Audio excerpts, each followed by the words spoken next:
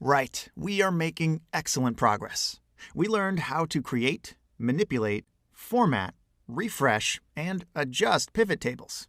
In addition, we became familiar with the 𝗘𝗀𝗵𝗿 function. In this lesson, we will introduce a functionality that became available with Excel 2010, slicers. And of course, slicers are also available in Excel 2013 and Excel 2016. Slicers are pivot table filters that allow you to quickly and easily select the type of data you want to see from your pivot table. Slicers provide buttons you can click to filter pivot table data. In addition to quick filtering, slicers also indicate the current filtering state, which makes it easy to understand exactly what is shown in a filtered pivot table report. Let's provide an example. Here's the pivot table we created earlier. I'll select it, then click on the Insert tab. Here, we can see the Slicer button, which is within the Filters section. OK. After we click on it, a dialog box appears. It asks us to select the fields for which we will create slicers. For example, I'll select Year and Product Group. Let's click OK, and we'll obtain our two slicers. Slicers are very easy to use.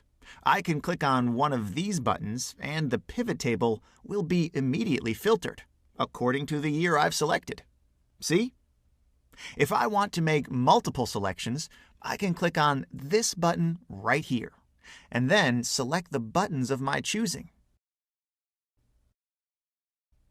Then, if I would like to remove the filter, I can either select all of the buttons manually or click on the Clear Filter button that we have right here.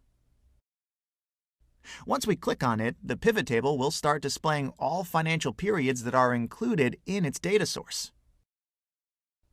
If we would like to change the name of the slicer that we've created, we can right-click on it, select Slicer Settings, and type the new name here.